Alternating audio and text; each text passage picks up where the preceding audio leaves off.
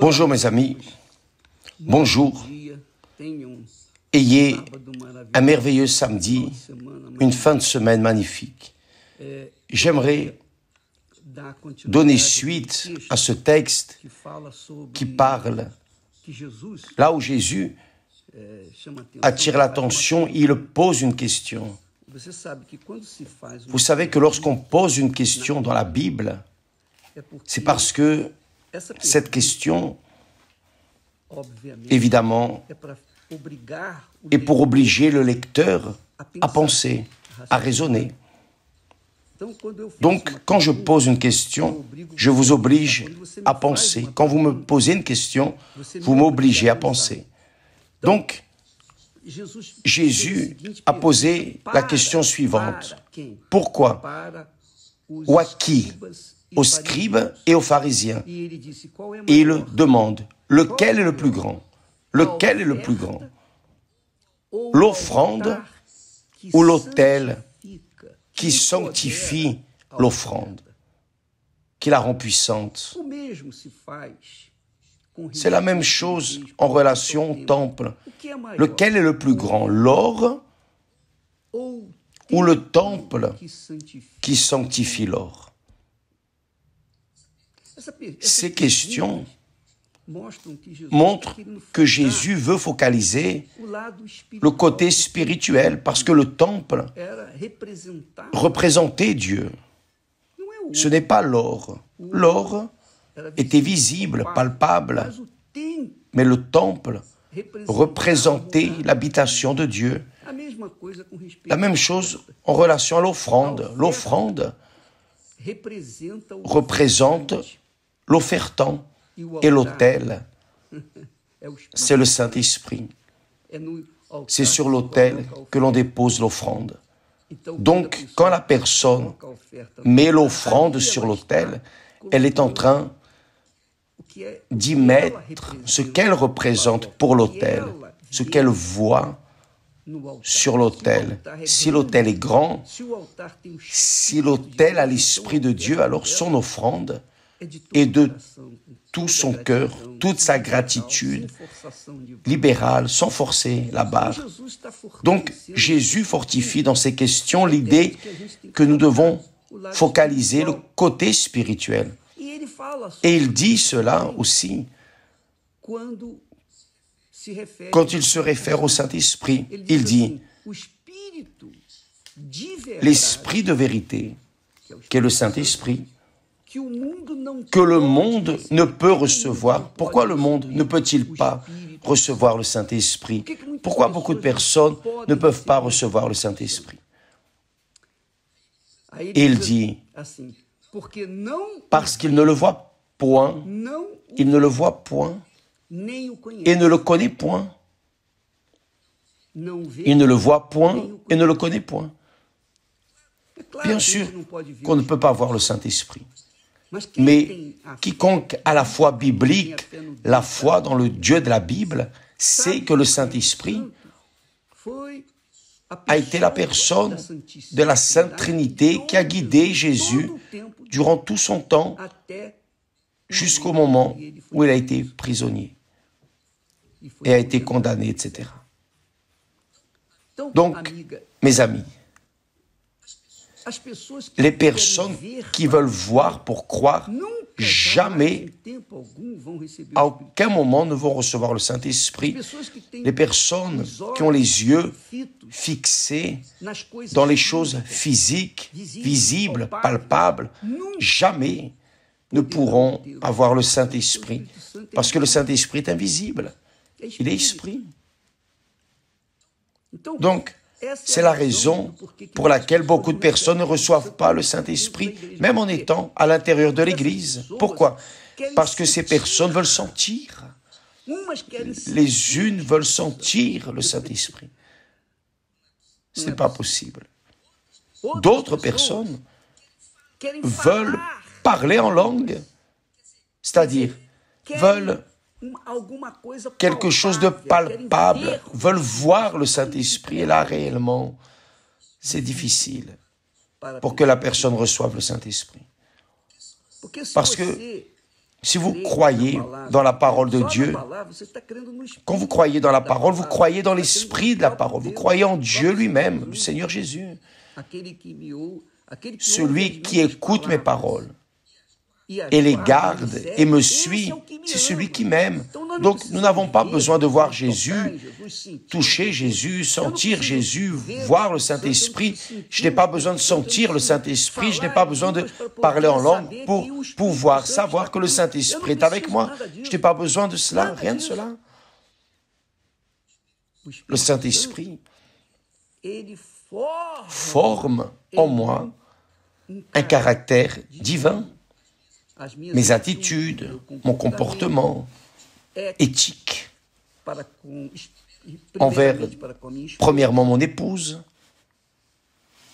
Donc, ce comportement envers l'épouse, envers les autres personnes, les personnes qui sont autour de moi au quotidien, montre si j'ai ou pas le Saint-Esprit. C'est ça qui est important. Donc, ce n'est pas ce que vous voyez, sentez, touchez, que vous allez atteindre de Dieu, le Saint-Esprit. Donc, je veux que vous sachiez, que vous n'oubliez pas que si vous voulez le Saint-Esprit, vous ne pouvez pas jamais, à aucun moment, vouloir le voir, le toucher, le sentir, rien de cela. Vous devez vous livrer. Mais je vais me livrer à qui? Au Saint-Esprit. Mais je ne le vois pas. Dieu est esprit, vous vous livrez. Dieu n'est pas matériel, matière. Dieu est esprit. Et qui croit dans l'esprit et en esprit. Dans la croyance de l'esprit de la foi, la personne se livre. Je ne connais pas le Seigneur, je ne sais pas comment le Seigneur est, je ne sais même pas si le Seigneur existe. Mais si le Seigneur existe, je suis là sur l'autel, livrant ma vie. Et je veux voir le résultat de mon abandon. Là, oui, Dieu va montrer qu'il est là, qu'il est vivant, que véritablement il est généreux, il est bon, miséricordieux, etc., etc.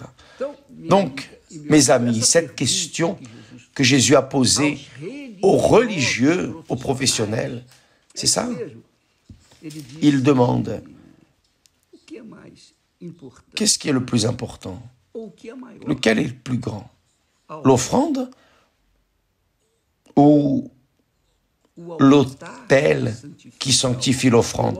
Parce que l'autel est spirituel. L'autel contient où l'Esprit de Dieu est sur l'autel, sur votre autel. Alors, qu'est-ce qui est le plus grand, le plus important? Ce que vous voyez ou ce que vous ne voyez pas, mais vous croyez? Qu'est-ce qui est le plus important pour vous? Beaucoup de personnes,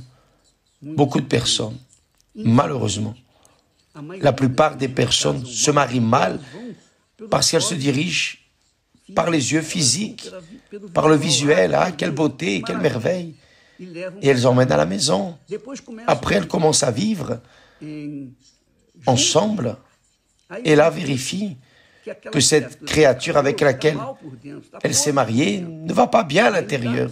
Donc ça ne marche pas avec elle. On se marie une fois, 2 fois, 3 fois, et là ils engendrent des enfants, et avec cela ils engendrent des personnes, des enfants, qui vont suivre le même chemin que celui de leurs parents. Division, séparation, dispute, etc., etc. Donc la société, le monde est en train de se transformer en un véritable enfer. C'est pour cela que beaucoup de personnes ne croient pas en Dieu. Pourquoi?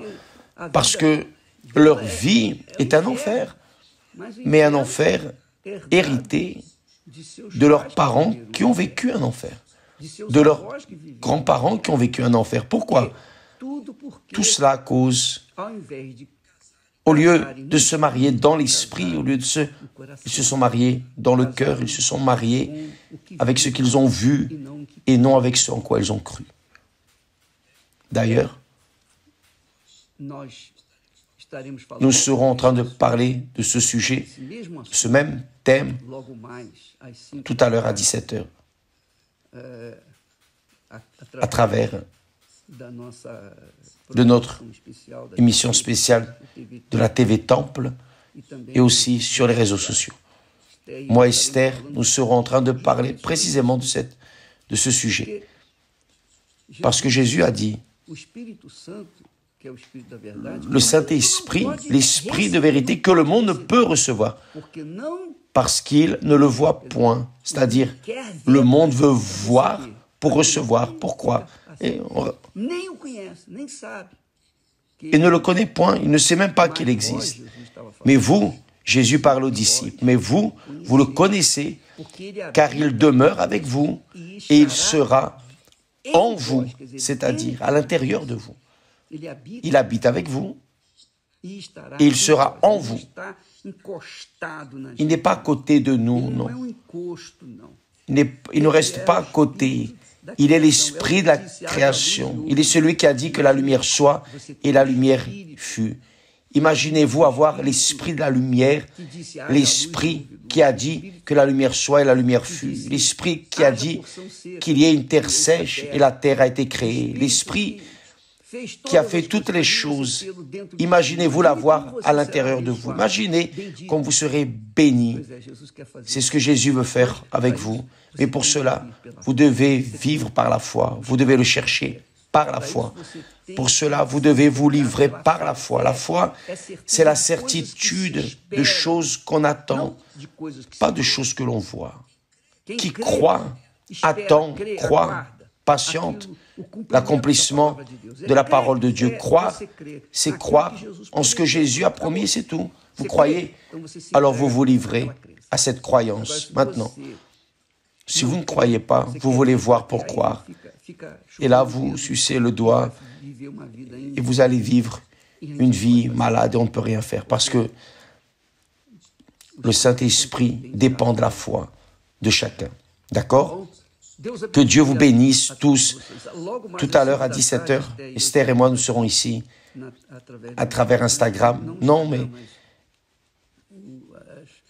la TV Temple. Et vous êtes notre invité. Que Dieu vous bénisse. Et demain, quand vous viendrez à la réunion des prémices de Dieu, venez avec soif, venez avec désir, venez disposer à livrer votre âme, la mettre sur l'autel. C'est la plus grande offrande que Dieu reçoit de chacun de nous.